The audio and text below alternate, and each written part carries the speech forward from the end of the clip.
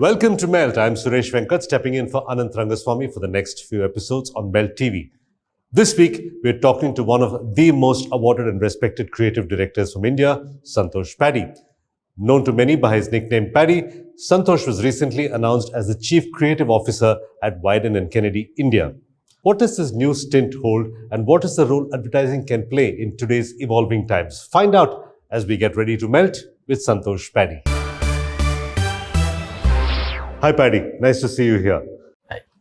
Let's start off with the first question. Wieden+Kennedy is known as much for the cities in which it operates as for the countries that it operates in. So what is Wieden+Kennedy Mumbai going to be famous for? Well, I'm going to be responsible for Delhi and Mumbai as well. So we have an office in Delhi, and I've been given a mandate to set up a Mumbai office. And I feel extremely lucky that apart from US, India is going to be the second country which have two offices. Otherwise, in the last 40 years, they have been just having single offices in respective countries. So as they said, India is the new narrative in the world.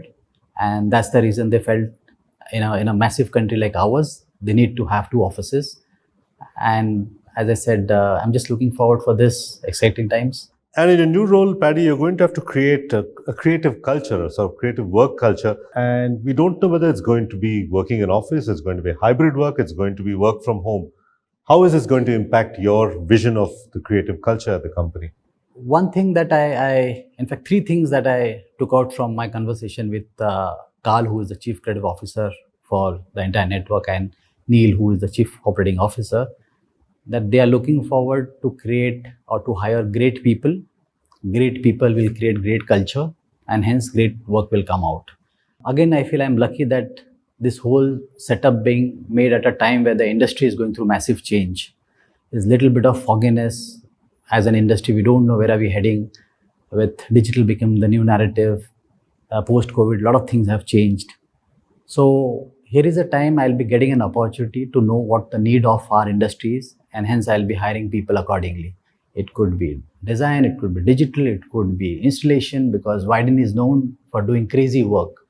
So they are not limited to only traditional work, though some of that traditional work, be it Nike, P&G, has been fabulous, Old Spice. But at the same time, I think they have been creating work that is creative. It doesn't matter where it's come from. So I'm looking forward to do a little bit of reshuffling in Delhi and get some wonderful minds, like-minded people in Mumbai office.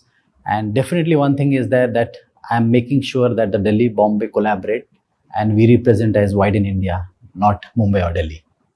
Okay, so let me ask you the next obvious question. How do you hire great people? To be blunt and honest, all these years I have never relied on HR. I'm sorry guys, but being a creative guy, I feel a creative guy understands or bonds with a creative guy when you sit across over a coffee, beer, and that's where whole magic happens. The minute you feel this is the guy that I will be learning something from, I feel that's the guy I should like to hire. So it's a chemistry that just happens in few meetings, and that's exactly what I have been doing for last 6 weeks. I've been just meeting lots of people and just getting that vibe. So there's a certain culture that every agency or network has. And I'm just being very mindful about the kind of people that I'm getting on board, because they have to be eclectic, crazy, weird, because that's what Wieden is known for. At the same time, they have to be absolutely brilliant human beings. So it's a tough job. It's a difficult thing to get these days, but there are two sets of people. There are pessimists who feel this industry has gone and we have lost a lot of talent and they are feeling pissed about where we are. There's a wonderful bunch of guys who feel we can still turn it. It's a matter of just putting 3-4 campaigns in a year, and we'll again start attracting a lot of young talent that we have lost in last few years. So I'm just looking at that second bucket, and the more I meet these kind of people, the more I feel that yes, this industry is rich, and I'm pretty positive that we'll able to get some wonderful minds on board. Do agencies need to make advertising sexy again? I think yes. As somebody has said, the ads in between the episode used to be interesting at one point of time. Now it's the other way around. The content that you see it on TV or many other medium are far more exciting and sexy and interesting and engaging and just wow compared to those 20-30 seconds or maybe 3 minutes. So it has lots of seen, but I think we need like-minded people. We need to have that belief in our industry that we can do it. We have done it in the past. The entire world is watching us. It's simple. It's not a sort of a rocket science that we can't do it. If we have done it in the past, With the help of technology and with the help of great minds, we can always redo it. Paddy, in the past, advertising used to fit neatly into boxes: TV, print, outdoor. It was easy to understand. What is advertising these days? I think anything that is big idea, anything that stops you, anything that makes you feel. If you look at Gen Z, if he's scrolling on a phone, anything that is catchy, anything that, as one of the data said, one person, one youth scrolls up to a height of Statue of Liberty in a day. Anything that engages him or her is when he or she stops. We need to find reason for him or her to stop with our ads, with our content, with the kind of creative work that we do for brands. The day we do that, I think we'll be home. So, Paddy, does that imply that the mobile and the digital ecosystem is going to be central to strategy and client acquisition and planning at Wieden+Kennedy India? I think more than mobile and digital, I think ideas will be the king. Anything that you do in terms of idea, in terms of out of the box, crazy, weird ideas will stop human beings. I think we are living in a world where ads are not competing with ads only. Anything that is interesting around us is competing with ads. So how do we make things that are far more interesting than what's floating around in the social, digital or physical spaces?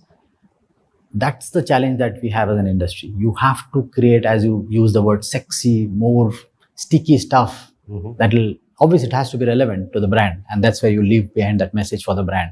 So it's a challenge, but last few years we have been learning as an industry, and I feel post-COVID we have gathered all the equipments, all the arms and ammunition, and I have a very strong feeling next 2 years India is going to fire like anything. Paddy, you've always been a huge supporter of high quality craft in advertising, be it writing or filmmaking or art. It's been said that craft impresses other advertising professionals but doesn't actually sell the product or service that the client is selling. So is it a big challenge to go through and to have those exacting craft standards that you have? I always feel craft should be seamless. Be it casting a character for your film, the kind of lighting you do, the music, the way you shoot. Craft just enhances the narrative, be it print, film, anything. So the day the craft is gone up, then the craft, that particular craft, be it music, be it lighting, be it anything, started shouting or starts overpowering the whole narrative. Craft has to be seed in a way that it just enhances the entire narrative. This is a challenge. India has never been a crafty nation, though I think we have a wonderful legacy of craft. The kind of temples and our legacy, our history says we were a nation that has a solid grip of craft. But how do you balance your narratives with craft is a challenge, and I always felt that we lacked a bit in craft. Look at the kind of production values that the Western countries have. We have not reached there. Small nations like Thailand and Singapore, even their craft is far more superior than ours. But having said that, again, we have traveled a lot, we have learnt a lot. There is a certain craft that India has, the nuances, the mythological, the historical things that we can use in our craft, be it music, be it anything, been explored and been used in a fantastic way. And as I said, we are very rich in terms of content, of craft. We have not even used 10% of it, what I feel. And in coming years, that's what will differentiate us from the rest of the world. That's what will resonate with some of our consumers. We have a bank of those things. Paddy, going through some of your previous interviews, you've used words like ruthless and bravery and fail harder when it comes to creative work. Do clients get jittery when you talk like this? Not really, because client is coming to you to do those cutting edge work that will stand out on every medium. So they have to be brave, they have to be cutting edge, they have to be out of the box kind of ideas. So obviously at times, every piece of work can't be that, but they are coming. Every client wants a Picasso. They don't want a painter who will paint their walls white. So they want to have Picassos of the world, and they want to use them as and when it's needed. So if you look at the work today, I think the need from every client is do something that is viral.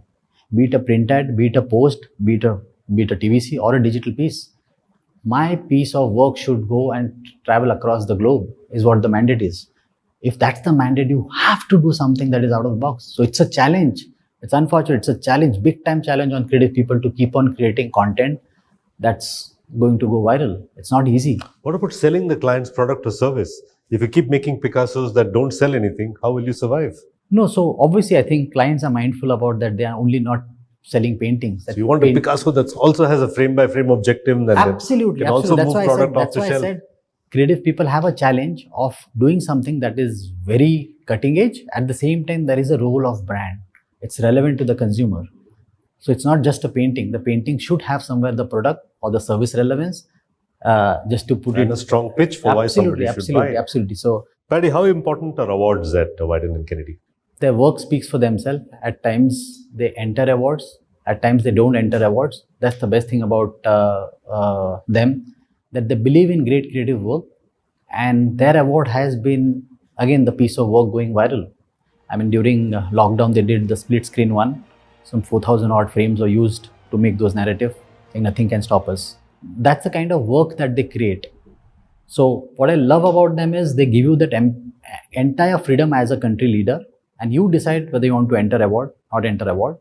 And even the best of piece of work that they have produced, they have entered in 2-3 award shows, the 160 award shows in the world, but they have just decided to enter in those 2-3 award shows because they feel this is the kind of awards we want to enter. So there is no mandate. Like many networks have this pressure of India, Extra China, awards. Brazil. You guys have 2,000 people. We need 200 awards. Zero pressure. Zero pressure. Just assume you are one of your clients. How would you separate marketing and advertising if you were the client? Well, we always feel it's an easy job, but it's not an easy job. The way we feel our job is tougher, I think even their job is tougher because they need to be mindful about where and how to pitch a particular campaign. What should be the outcome? So I think our industry is an industry where we don't go with a product or a service. We just go with an idea, few slides. So as a client, as a marketer, you need to have that vision, how it's going to shape up. What I'm narrating, the way I'm visualizing, you're not. So you're seeing it very differently, but you're trusting somebody and putting crores of money to bring that idea to life. So it's a tough job. It's a tough job. That's why I think more and more clients are playing safe. That's why I think things are not moving in a right direction. There are some brave clients, and the reason the work goes across the globe is because they have taken that, they have punted. This is what, after spending few years, you have to take your gut out. You have to feel it from inside. This is going to work for me. You need to partner with your agency. You need to listen to those creative and planners and say, this is what is going to. Have a lot of discussion around the campaign. Cross-question them. Have all your satisfied answers from them. But you need to do something that is drastic. Otherwise, we are living in a world, as I said, we are competing with many things. And unless our work is cutting edge, sexy and out of the box, it's not going to pay off to brands. Paddy, what's working with startups like? Let me give you a couple of examples. Many startups seem to have endless money, no desire to sell any product or service. It's all about just building a brand. So as an agency man, what's it like working with a startup? I was telling some of my friends that we are living in an era where these kind of startups are investing a lot of money to build brand. 20 years back, people used to earn a little bit of money. Once they start selling, they used to invest in ads. Now it's the other way around. So nothing can be best time than today. So we should be blessed that are these young entrepreneurs coming and borrowing money from the VCs and just investing in us to tell our narratives. So best time. So I think both works. That's the old school. This is the new school. And there are brands who have made a lot of money by using this philosophy. Yes, technically they're not borrowing it. The VCs are willingly giving them the money Absolutely, in exchange absolutely, for stake. absolutely. They don't even need to return that money that they're Correct. not borrowing. Speaking of which, Paddy, you pulled off the great Indian dream. You set up your own agency. You sold it, presumably made some money from the sale, and you could have retired and you could be chilling on a beach. Instead, you're back at work here. Why? What brought you back to work? I'm a hands-on creative guy. Unless I work for a couple of hours, I don't feel. I'm not a coach. I don't enjoy just coaching. I always use this term, and I always believe that I should be a playing coach. Once you're on the wicket, you know what the weather conditions are, how wet or dry the pitch is, and you can take a lot of calls when you're on the ground. You can't be sitting in an AC room and just giving commentary or coaching when they come inside.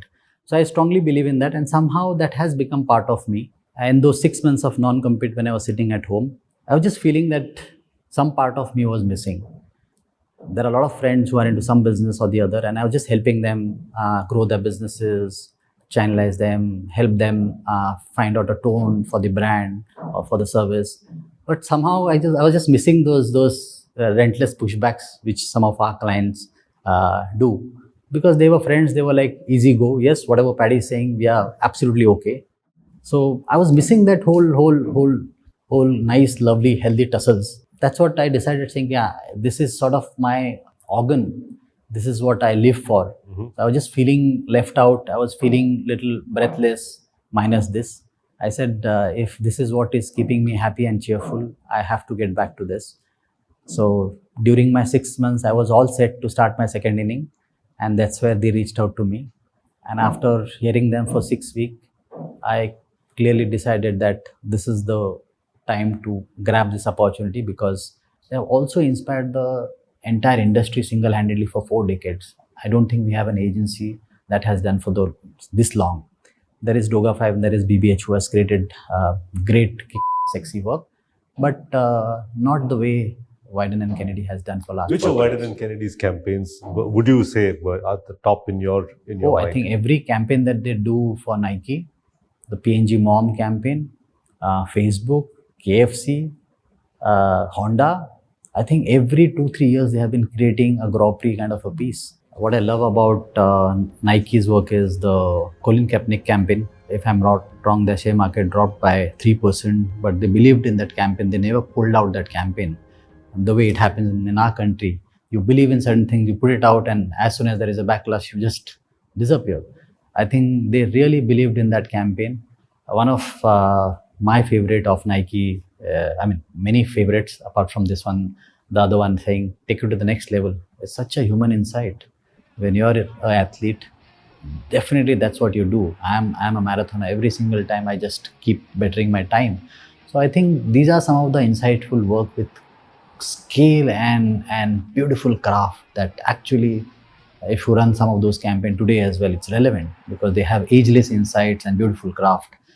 They have done amazing work on Honda, Facebook, Coke. So some of the refreshing work on Coke is again massive, beautiful narrative.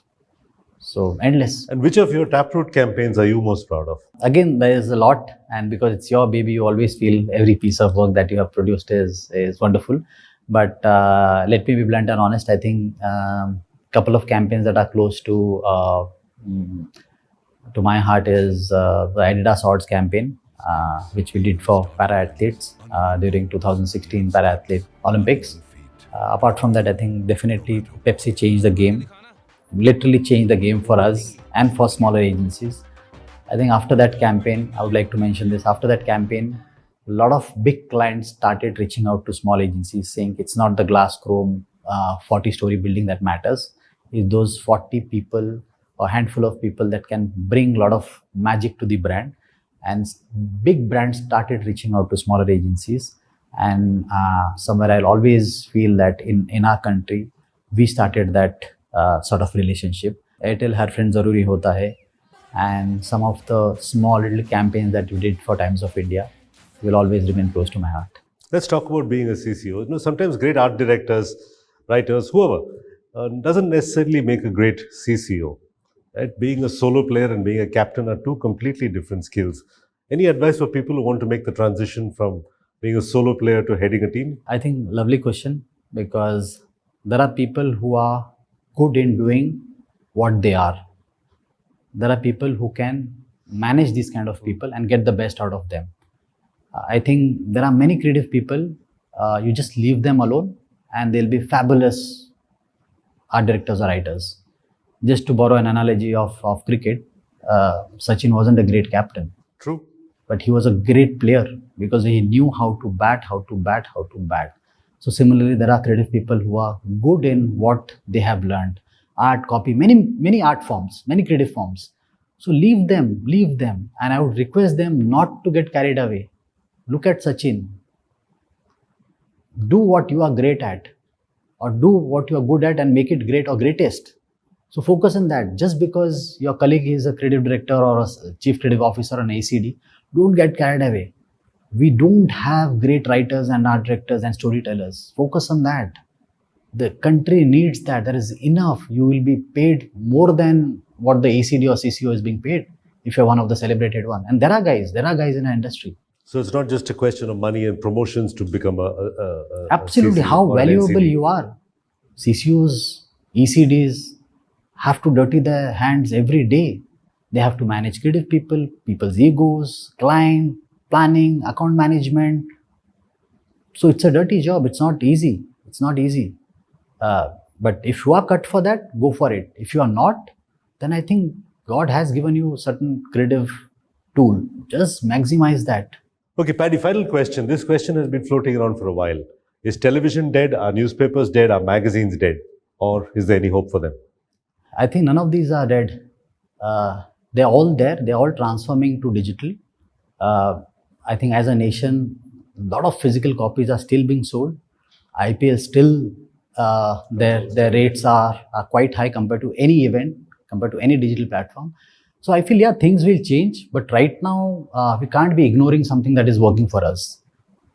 I always feel this is the fourth thing you know about our industry. Learn the fifth thing, learn the sixth thing. If some of these gets discarded, always easier to switch. But be prepared, learn every art. Again, I'll give a cricket example. Some of the test cricketers have played one days, 50 overs. Some of them also do play T20. There'll be a time where there'll be 8 overs. I'm telling you, in another 5 years. Yeah, it'll be a So, 1 hour match. It'll be Absolutely, done. absolutely. And there are some cricketers who know how to play all formats. Same goes with I think our industry. Just be prepared, learn. If that's the need of our hour, T20, prepare yourself for that format. You'll never go outdated. All right, that brings us to the end of the interview. Santosh Padhi, thank you very much for talking to us on Melt, and all the best for your new role as CCO at Wieden+Kennedy India. It's a pleasure talking to you all. Thank you. Thanks. And with that, it's a wrap on this episode. You can follow Melt on social media. The handle is Ready to Melt, or simply log on to readytomelt.com. While you're at it, if you'd like to follow me, it's at Suvenk on Twitter. Till next time, goodbye and thanks for watching.